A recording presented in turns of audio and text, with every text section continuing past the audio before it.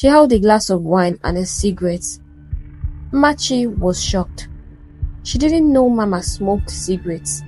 In her village, it was a taboo for a woman to smoke, and Mama was a respectable figure in the village. But here, she looked different. Her smiles were gone, and now she wore a serious look. Fear gripped Machi, and her heart began to race. This version of Mama she was seeing now seemed to be different from the one she knew, the one the entire village knew. Once upon a time, in a very beautiful African village, lived a woman called Mama.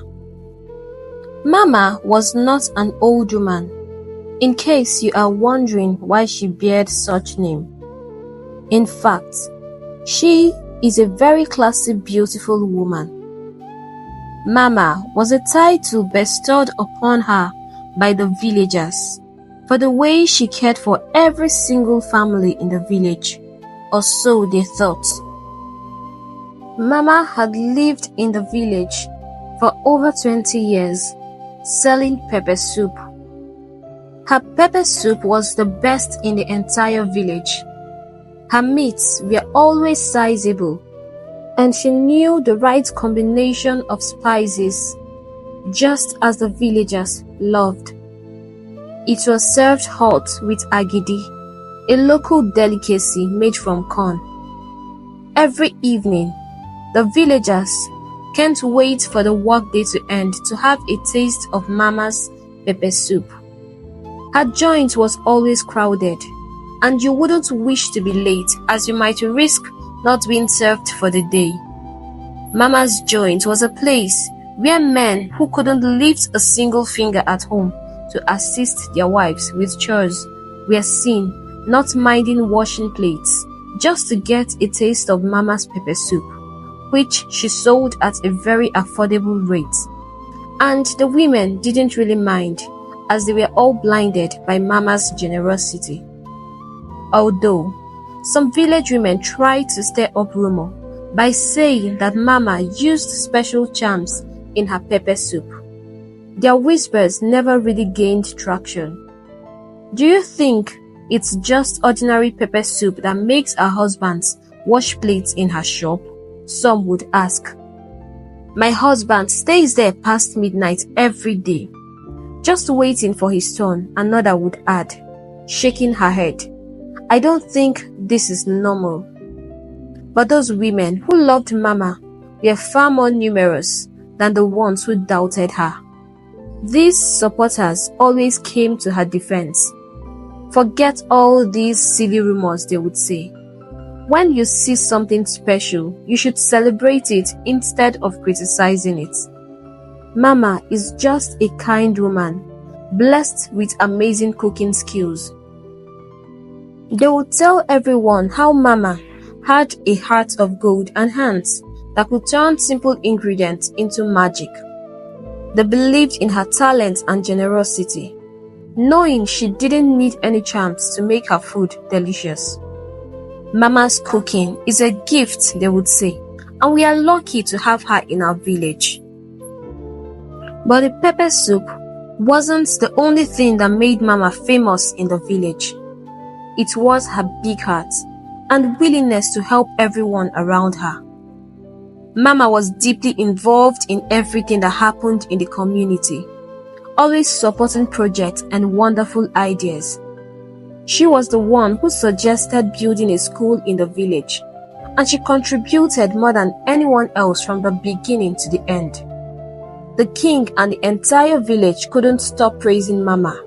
They called her the General Mama because she led the way in making the village a better place. Individual families were not left out. Any single time Mama heard someone put to bed, especially when it was a female child, Mama always outdid herself. She would buy heaven and earth and take to the child's family as her support. From that very moment, she would keep an eye on that child as she grew up, waiting for the right moment to carry out her plan. How about the beautiful maidens in the village? They were not left out of Mama's kindness. She had a special way of winning them over. Whenever a girl caught her eye, Mama would go all out to make her feel special. She would give the girl beautiful clothes, bags, jewelry, shoes, and other fancy things that were not common in the village. Mama had a knack for finding the most unique and lovely items. She would bring back pretty dresses with colorful patterns, shiny necklaces and bracelets, stylish shoes, and cute handbags. The girls felt like princesses with all the wonderful gifts Mama gave them. Whenever one of these maidens walked through the village wearing the gifts from Mama, everyone would stop and admire her, as they were not common items found in the village. They would ask, "Where did you get such beautiful things?" And the girl would proudly say, "Mama gave them to me." People thought Mama was being nice, but little did they know that Mama was a woman who knew how to play her games very well. Beneath that smile, which everyone thought was beautiful, lay a woman who was more dangerous than the devil himself. Mama's kindness and generosity were just a mask she wore. She fooled everyone in the village with her sweet words and warm gestures. The villagers believed that she was their guardian angel, always there to help and support them. They never suspected that Mama had a darker side. Mama's gifts to the beautiful maidens, her involvement in the community projects, and her generous acts were all part of her plan. She knew how to win people's trust and make them think she was their friend. But behind closed doors, Mama had her own secret motives. She used her influence to manipulate people, getting them to do things her way.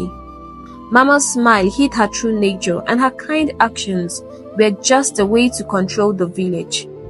The villagers, blinded by her apparent generosity, never saw the cunning and deceit that lay behind her friendly facade. Ego was a poor woman who lived in the same village as Mama. Her husband Nweke was a farmer who rarely took care of his family. They had 6 female children, which really angered her husband and made him despise her so much. On top of the fact that he was poor and couldn't provide for his family, he would always beat her up mercilessly for the slightest mistake. "Since you have decided not to make me a man," he would say, "I will make sure I frustrate your life." The little money he got from selling his proceeds from his farm was always spent on Mama's joints. He was always the first to be there, to get a good spot, and would return home at midnight heavily drunk. Ego had complained to every single person she knew to help her talk to her husband, but he would always end up beating her if anyone said a word to him. She struggled so hard, doing every single business she could to raise her daughters, who were all so beautiful. Ego swore within herself to do all she could to ensure that her daughters would have the best life they deserved, in her own little way. Although it broke her heart to see how carefree her husband Nweke was. He lived his life like a single man and would always tell her to thank her stars that he didn't have money. If not, he would have gotten married to another woman. Machi was her firstborn, and she was already 18. Machi was a big help to her mother. Ego would take her children to various farms. They would buy a very large quantity of vegetables. While the girls would go to school, Machi would follow her mother to the market to help her sell the vegetables. Machi was very beautiful, and she was a respectful girl. Mother calls her my lucky charm. She was the most understanding child anyone could wish for, and she supported her mother so well.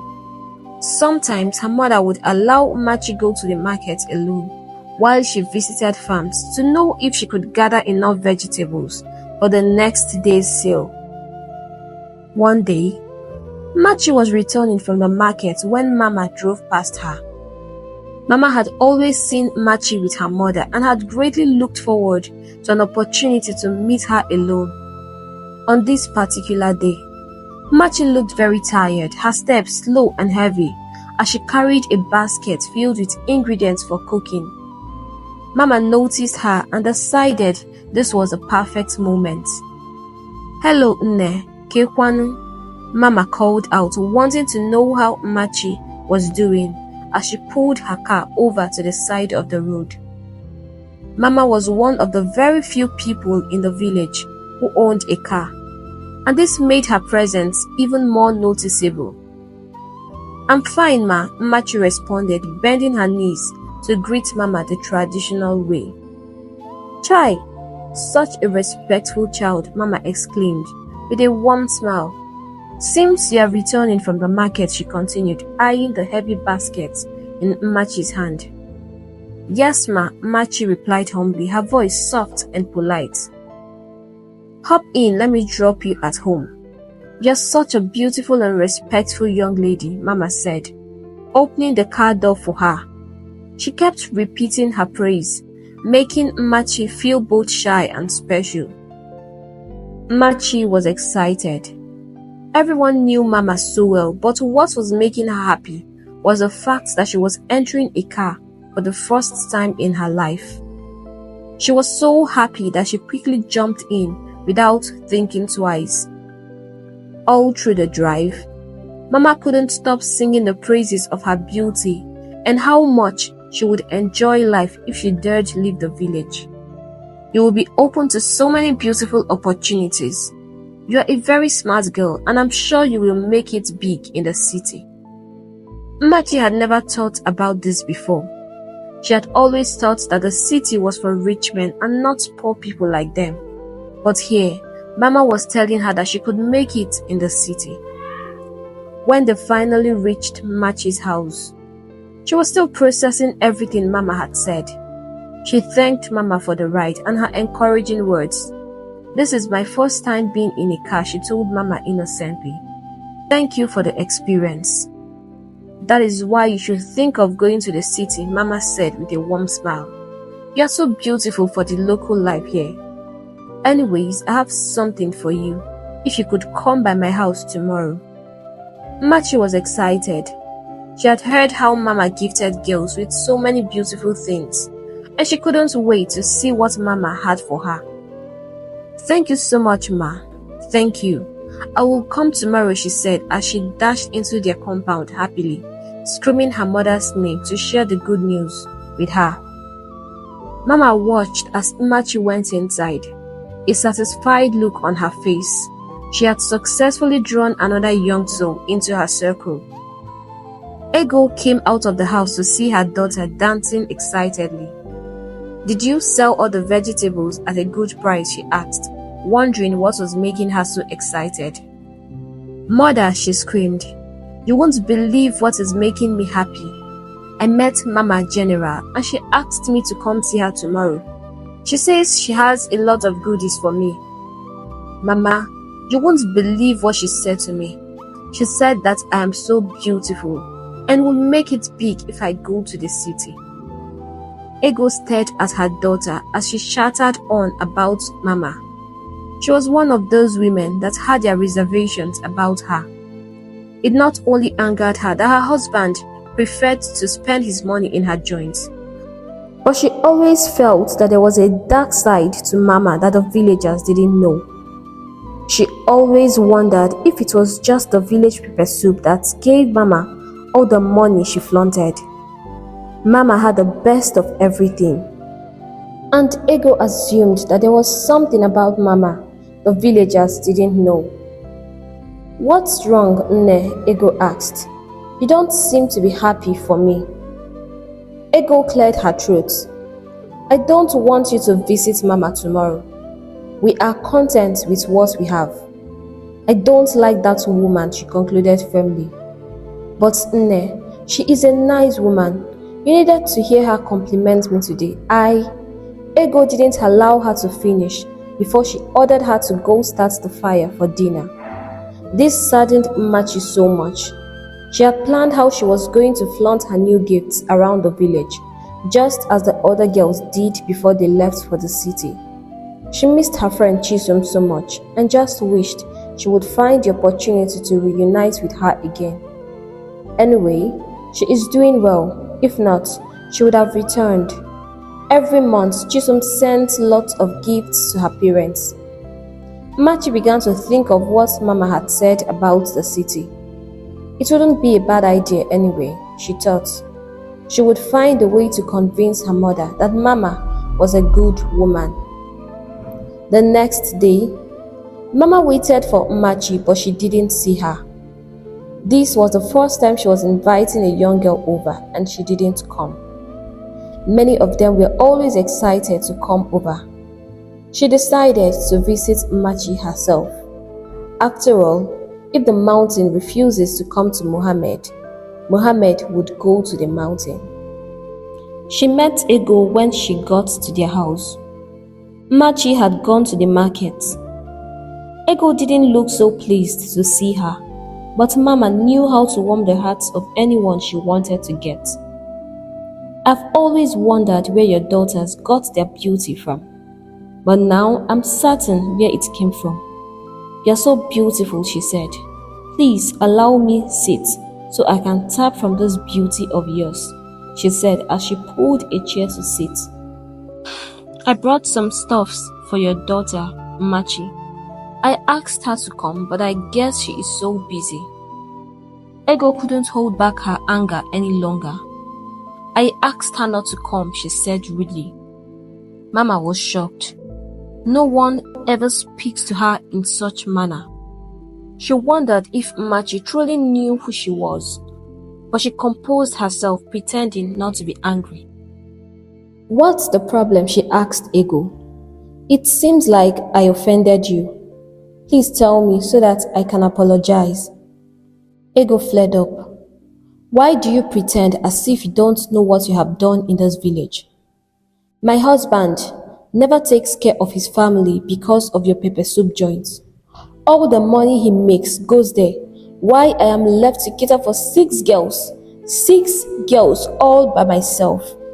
At this point, she broke down and started crying. All the pains Nweke had inflicted on her came fresh into her memory. Mama stared at her with pity in her eyes. She stood up and held her. I'm sorry if you feel this way, she said. The only thing I do is sell pepper soup, and I'm going to help you with your husband. Please, stop crying. I'm not a bad person. I will stop your husband from coming to my joints if he refuses to take care of his family. Ego's eyes glistened with hope. As she heard this, she looked at Mama with surprise. You will do this for me? Yes, Mama replied. Tell me what you want and count it done immediately.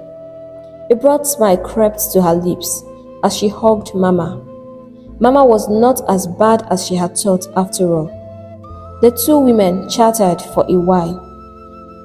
After that, Mama left for her home, promising to come visit again. Ego was happy that she finally met someone in the village who understood her plight and could stand by her.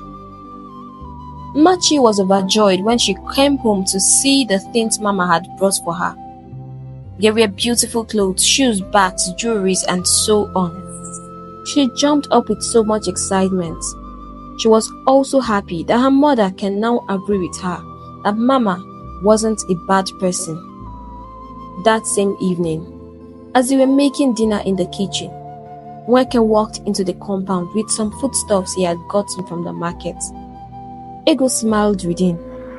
In over 8 years, this was the first time Nweke was bringing home foodstuff.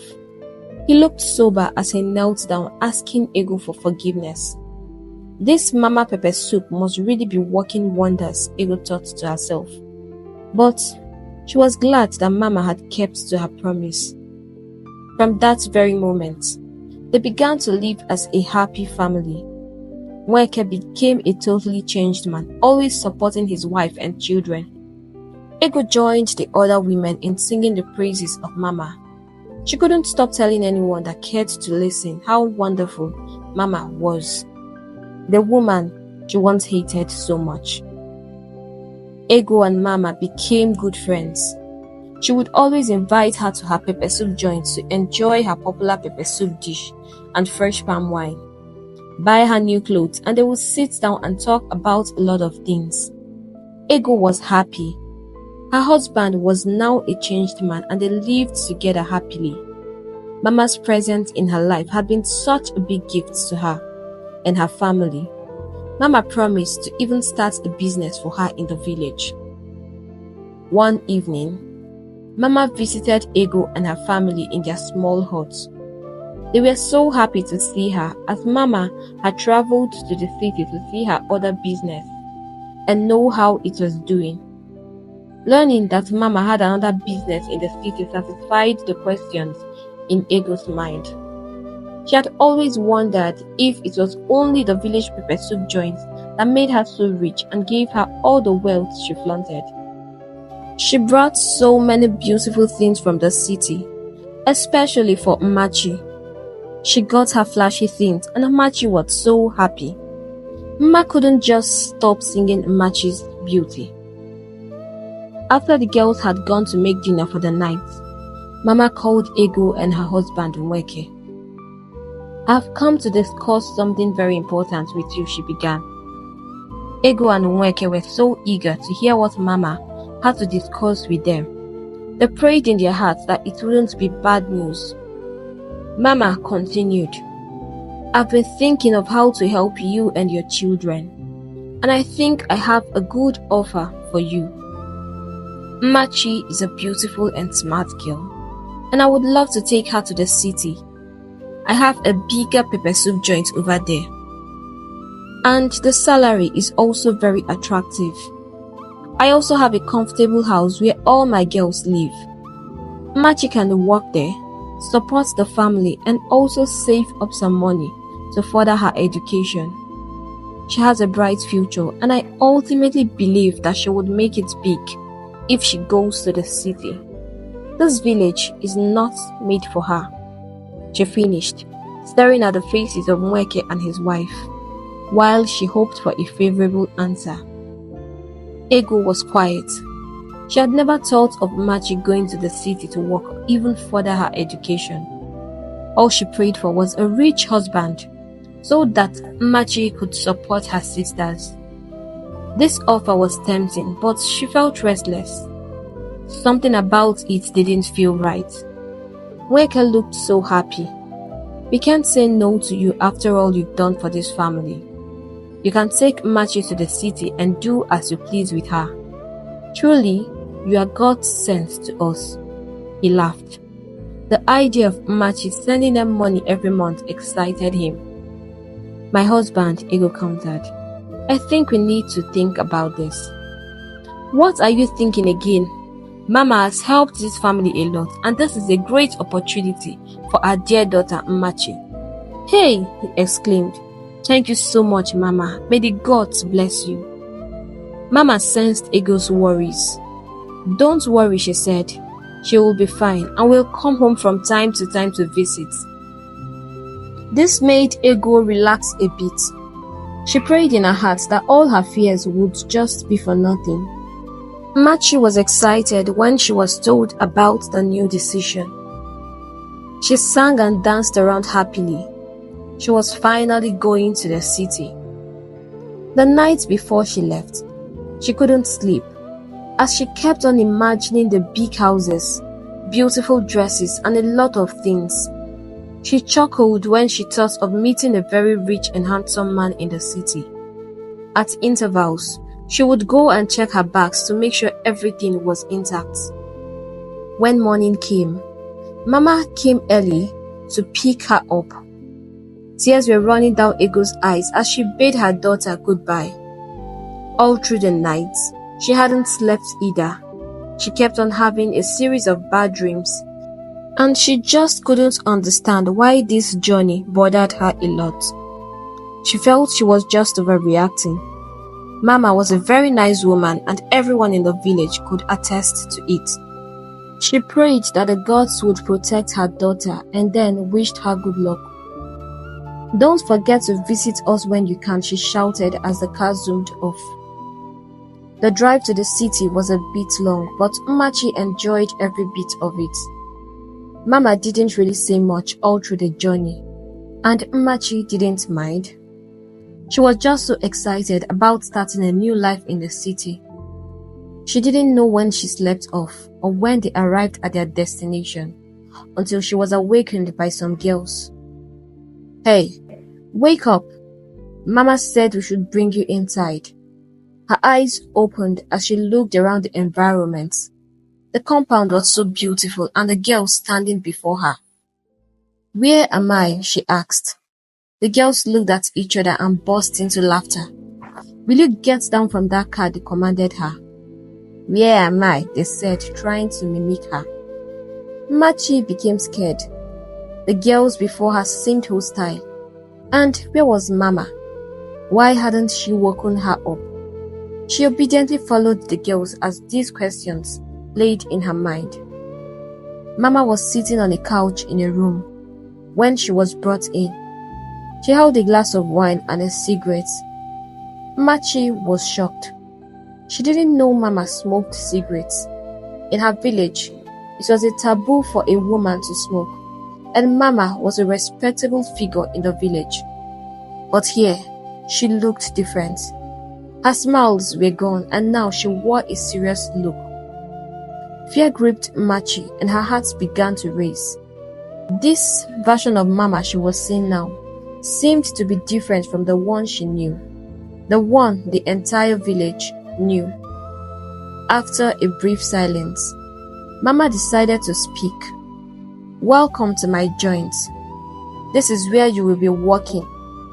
Chema here will train you and teach you all you need to know. In 2 weeks, you should be ready to start working. I don't tolerate disobedience, and you must stick to everything you are asked to do. I don't want to hear any complaints, not even one. If not, you will regret ever knowing me. I'll be returning back to the village tomorrow, and I'll be coming here every weekend. All you just need to do here is be a good girl." Her lips twisted into a wicked grin. "Do you understand?" Mmachi nodded. She looked so scared and everything looked so confusing. The whole instructions, threats, training and all. She thought she came to sell pepper soup. Chema caught her thoughts of ordering her to follow her. She took her to a room with 2 girls in there. "This is going to be your room. We begin your training today, and I will get you all you need. You must be willing to learn." Mmachi nodded. Chema seemed to be kind, and Mmachi took it for niceness. She taught Mmachi how to dress in a sexy way, wear and walk on heels, dance to seduce men, and then sex tips. Mmachi knew at this point that she wasn't here to sell pepper soup. Still, she couldn't ask questions. Chioma had clearly instructed her to follow orders and not ask questions. Mmachi followed all the instructions with fear in her heart. She was scared of Mama and what would happen if she ever disobeyed any order. She had run into Chisom, her childhood friend, the second day she had come into the brothel. Chisom had changed a lot, although she still looked beautiful. She was surprised to see Mmachi, and she opened up to her. Mama had deceived her, as she had done with every single girl in the brothel.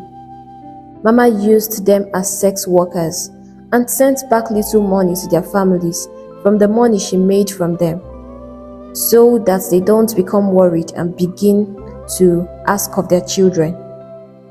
"She even has a gun," she said to Mmachi, "and she almost killed me the day I tried to escape. She has cameras everywhere." "What exactly do you mean by sex workers?" Mmachi asked, looking confused. She gives us out to different rich men who pay her in return to sleep with us." Mmachi cringed.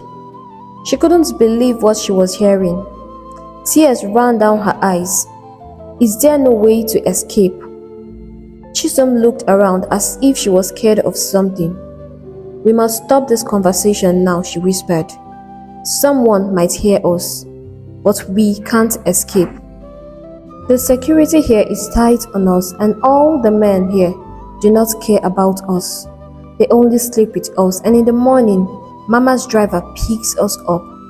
If you try to escape, she will find you, and she will kill you. These words never left Machi's heart. She knew she was doomed, and there was no escape for her.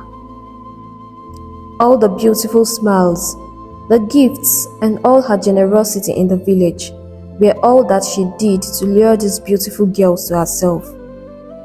She was so good at pretending, Machi thought.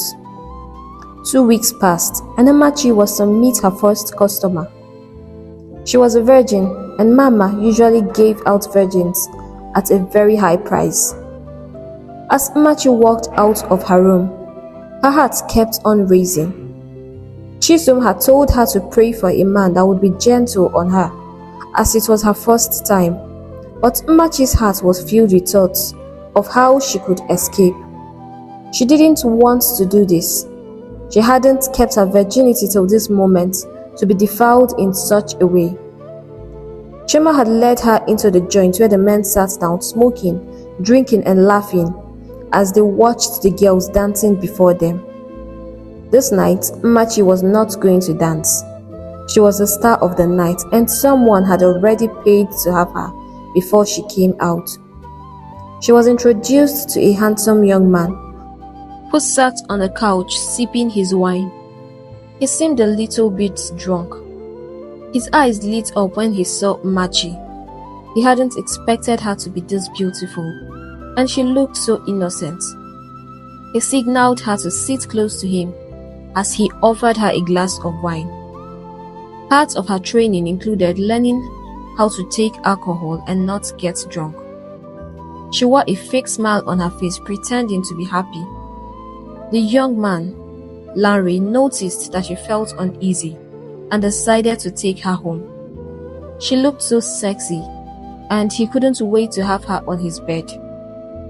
As they got to his house, he lay on his bed and told her to take off her clothes. He felt so tired, but instead, Machi began to cry. She pleaded with him, telling him that she hadn't done this before and didn't want to break her virginity this way. Larry was shocked. A virgin? How can a virgin be a prostitute? This was his first time visiting Mama's brothel. His friend Chooks, who was a regular visitor, had brought him there and also arranged for this girl. Larry was a successful businessman in Lagos. He was supposed to be getting married to the love of his life after many years of dating and seeing her through school abroad. His friend Chooks had always warned him, telling him that women were the worst gender anyone could trust. But he loved Nneka regardless and was willing to do everything possible to make her happy. Just a few weeks to their wedding, Larry found out that Nneka was pregnant for another man. This really broke him, and his heart was shattered into pieces. He had always dreamed of spending his life together with Nneka, and forever had been the goal. Chicks told him that he wasn't cut out for any relationship, and that he had a place where he got beautiful girls to warm his bed when he wanted. During his heartbreak phase, Chooks had managed to convince him to give Mama's brothel a trial. I promise you won't regret it, and since it's your first time, I will get you the best girl. That was how Larry had found himself there, looking at this innocent girl kneeling before him. All he felt was pity for her, but he was confused. Why was she here if she didn't want to have sex? He waved it off, stood up and took her to the guest room. He was too drunk to have any serious conversation that night. Early the next morning, he went to her room, as he knew that the driver would soon come to pick her up. "Hope you slept well," he asked. She nodded, but he could tell she looked so scared. I want us to talk about last night, he continued. I assume you are a sex worker, but you told me you were a virgin last night. I'm confused. Why are you doing this then? Machi wanted to speak, but she was scared. One of the rules was that you must not share what is happening at the brothel with a stranger. If not, you are doomed. She opened her mouth to speak and then shut it. Larry could sense that there was something serious going on in that brothel right now. Fear was written all over Machi, and it even seemed like she was shaking. He went closer and held her. You can tell me anything, and I promise that your secret is safe with me. What is wrong? Tears began to run down Machi's eyes as she shared her story with Larry. She told him about other girls and that their lives were in danger. Larry's mouth was opened in shock. He couldn't believe that such wickedness existed, and to think that many girls had been victims too. This was forced prostitution. This is pure evil, he kept on saying. If this woman is as evil as you have said, then she must have a powerful connection to have lasted in this business for years. He heaved a deep sigh, as if he was really thinking, see, I need to figure how to help you and the other girls out. You must be calm and pretend as if nothing happened. I will pay to have you for more days while I figure out what to do. I need to call your agency now, before the driver comes. And don't be scared. I won't touch you. Machi felt a bit safe with this stranger. He seemed to be kind, and she wondered what her fate would be if anything went wrong. She prayed in her heart that he would really know how to help her out. We don't keep our girls out for more than a night, a voice said, when he called Mama's brothel. That is our policy. This wasn't what Larry had expected to hear. I thoroughly enjoyed her last night, and I want her to stay the whole week with me. I believe there should be an arrangement for that. It is against our policy, the voice repeated. I'm willing to pay. I'll pay whatever it costs, Larry offered, sounding desperate. I will transfer you to Mama, she said after a brief pause. Hold on. After about 10 minutes, Mama was on the line. How much are you willing to pay? She asked immediately she got on the phone. 1 million naira, Larry offered. Mama smiled from her end. Machi was not useless after all. She was her lucky charm. I will give her to you for 2.5 or nothing. Take her or leave it, and I don't have the luxury of time. Larry jumped on the offer immediately. I will take it, he said. Good. I would like to speak with my girl, and I want you to excuse us, she requested. Machi came on the line. Now listen to me. If you dare say a word to anyone, consider yourself dead. Do you understand? Mama threatened her. Yes, Machi replied. With that, Mama hung up, while Larry did the transactions immediately. He felt peace now, knowing Machi was safe with him, at least for a week. This would give him enough time to figure out what to do. Larry was a very busy man. His company was at its peak and he was always at meetings. The only time he had to relax was weekends, and that was when he wasn't attending one occasion or the other. Machi's presence in his house was deeply felt. She cleaned better than the housekeepers that came to clean during the weekends. The whole house was always sparkling clean, and her food, she made the best local dishes. Larry's mother was Igbo, and he loved Igbo food a lot. Machi prepared them so well, which made him run back every day, immediately after work. She was a shy girl, but he always enjoyed the times they spent together. It made him really happy.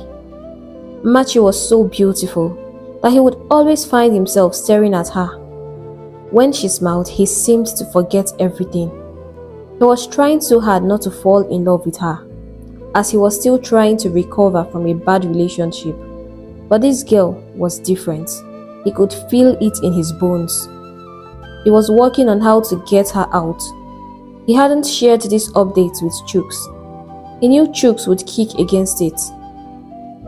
Mama was his women's supply, and Chooks loved women a lot. He had met with some top officials and had learned that Mama had connections with top men in the security. Many high-profile men were her customers. He also heard that she had been arrested so many times and had gotten away without a scratch.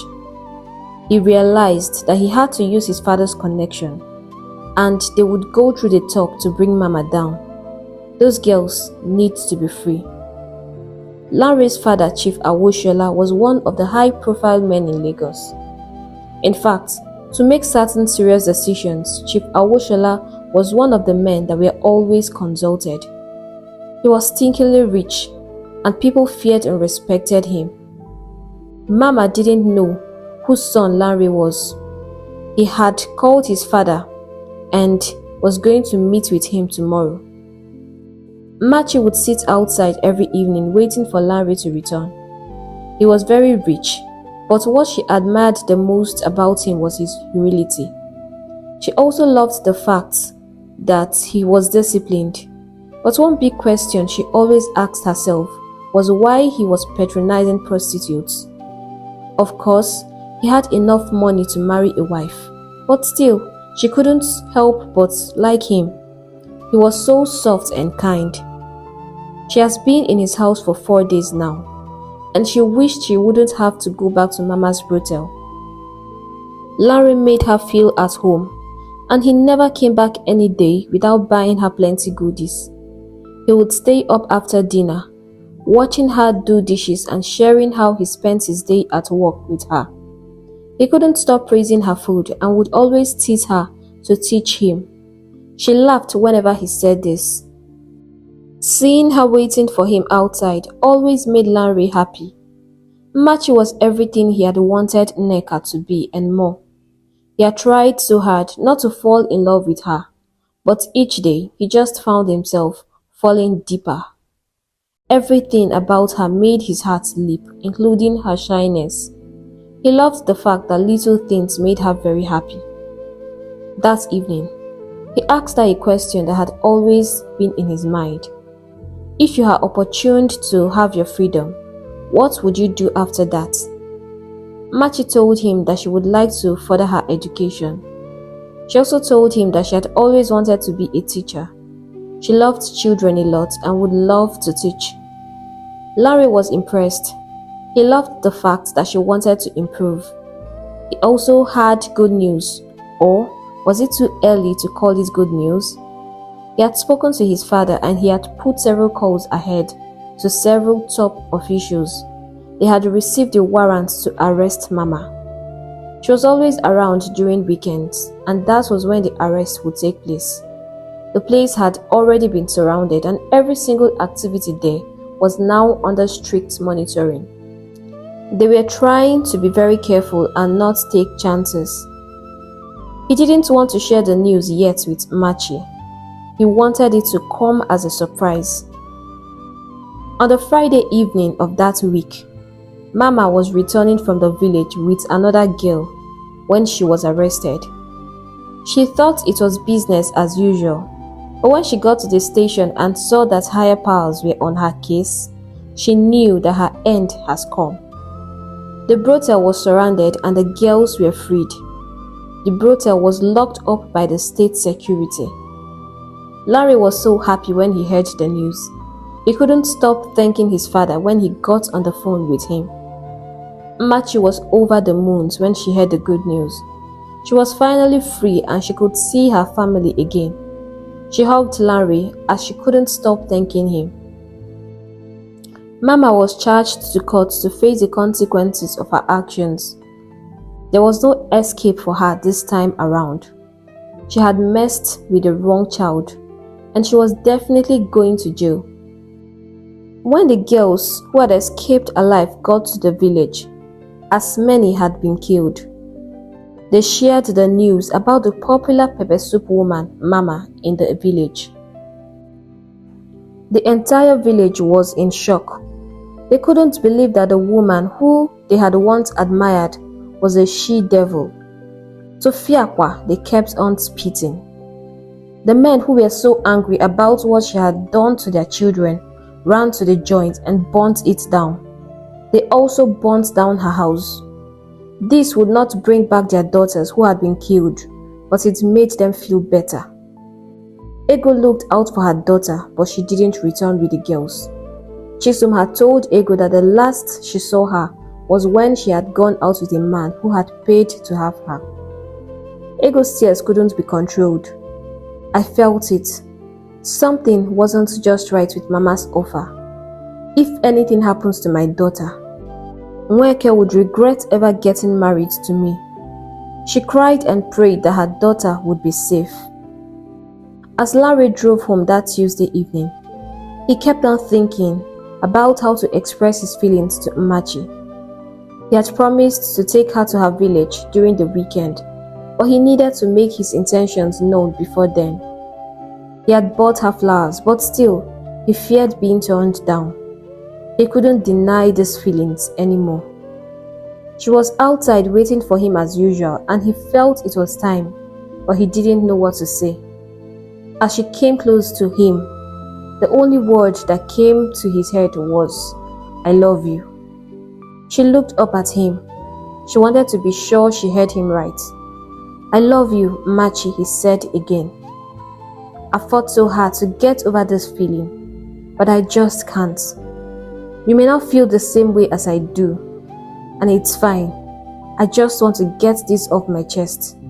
I love you so much, and I'm willing to risk loving you." Machi hugged him. "I don't know if I should say I love you too, but I just need you to clarify me on one thing." Larry looked at her surprised.